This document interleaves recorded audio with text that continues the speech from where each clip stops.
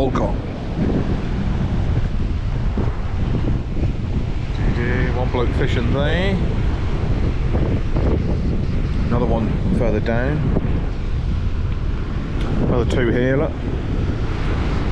Looks pretty good, he's just got one rod. Two guys over there. Now I'm here to fish, but I'm going to try and get away from these people fishing here, because if there is any fish coming through here, these guys are going to pick them up as much as I would. So we're going to fish a bit further down, I think.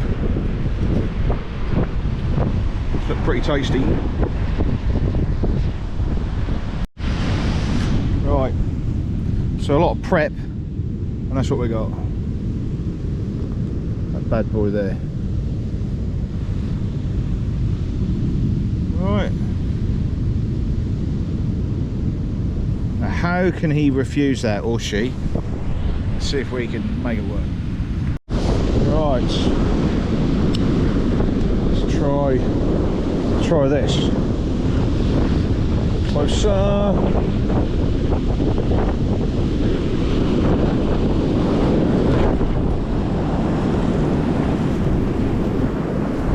Perfect. Good distance. Is that 45? Double squid. That's a lot further out that time. We've sort of got a bit of wind behind us. You can feel it. That'd be why. That would be why. It's ebbing. So it's coming from my left to the right. So we're just gonna move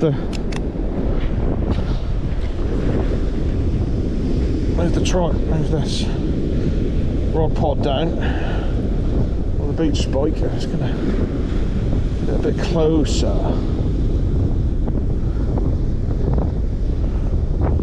Here's where I dare.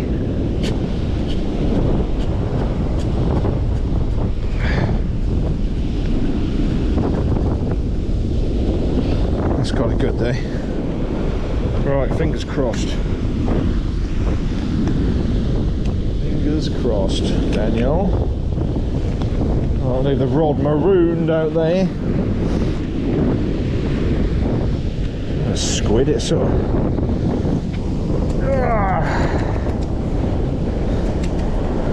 Squid gets all in your hands and everywhere.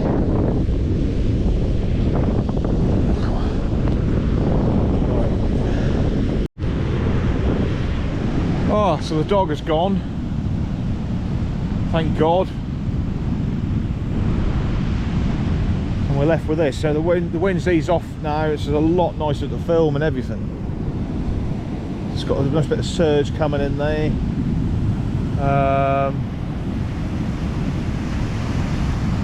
It's a lot easier to fish now. It's still quite big, but it's nowhere near as big as it was. First cast, the sand was just buried the lead. I couldn't get it out. I'd have to walk a good 100 yards up and try from a different angle, and eventually it got it to come out. But yeah, I don't know how far out we are. As the wind's eased, and I did pelt it, I'd say we're a good, probably sort of 80 yards, I'd imagine. It's a pretty good cast, considering I walked out here quite close to that edge there, then casted. You know, so I've probably got a good 80 yards with, got double squid on. So that's it. We just sort of just looking really good out there now. Just need a bit of luck. The reason why I'm here, I'm not at the car park, is because there's a lot of anglers all fishing together. Now that looked good fun and a good laugh all being together, but experience tells me that if that's like that, unless you've got the top end bait, you're going to sort of struggle to get the fish you want. So I've come up probably about half a mile. There's no other anglers around at all, so I've got the whole place to myself. So if there's anything decent out there, they should come to me on the old double squid. Double squid for bass. Might call it this. That's the good. I love that title. These squid are a little bit smaller, so I'm putting two on. I've got 2 4-0 hooks in this rig because it's a bit washy, in case they just like come on the bait, anywhere on the bait. But usually if there's a bit of clarity there, if it's not too bad, I think the bass will take it head first, so that's where you want your hook. But when it's a bit like this, they'll just smell it and they'll just probably just grab hold of it anywhere before it's sort of, as the current sort of swashes it and swirls it around, they'll just pounce on it and start to eat it. So yeah, no, there's a chap just came down just now. He's from up north, like, and he's sort of saying cased his fishing pretty well. So yeah, if you want to go somewhere, go there. And yeah, so you can sort of walk to here and then cast, so you can get way out. There's a sandbank out there all the way along here. So this is like in a gully. We're fishing into like a gully. You can sort of see the bank out there now, look, even though it's high tide. It's looking good, isn't it? Wouldn't you say?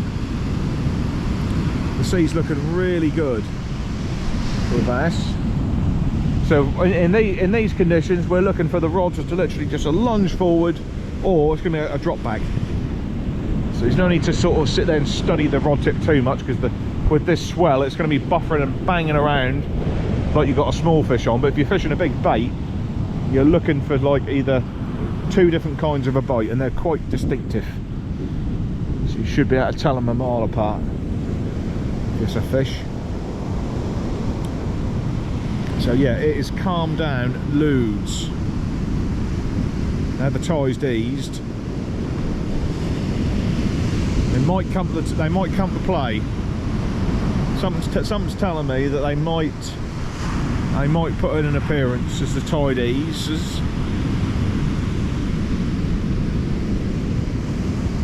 I hope so anyway. Hope so. Oh, that dog was doing my head in. Oh, they didn't even take it for a walk. They're just tossing a little ball, kept tossing it. They've got one of these little thingies, and I just kept barking at it, and I'm just like, oh my god, take the bloody thing for a walk. Oh, just my fucking head in. You come here, just want peace and quiet, and then you get to put up with shit like that. That's why I like to go to beaches which are a bit more remote. Yeah, torture. So lobbed it out. It's pretty big seas. The wind is eased right off.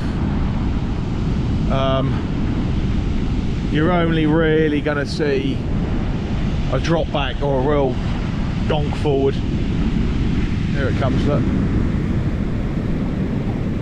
I just hope there's no weed. If there's weed in this, you've got no chance. But the gear is holding bottom. That's a 7-ounce lead. Holding bottom. And I've come up this end. There's a load of guys fishing near the ramp. There's just 5 or 6 rods over by the ramp there. That's very tempting to get in and amongst them and just fish and have a laugh, but I found over the years that you'll just watch other people catch the fish. I always find it's best to get away and find your own little quiet spot. Got a lot better chance of the fish coming your way. The only time I would say that would work, fishing alongside other people, is if you've got the best bait. Literally, if you've got something like peeler crab or something like that, then it's okay. Peeler crab, outfish, lugworm, squid, everything. What's happened here? What's happened here? We've got double squid on.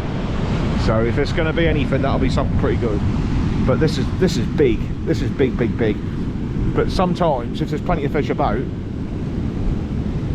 they'll be not far away.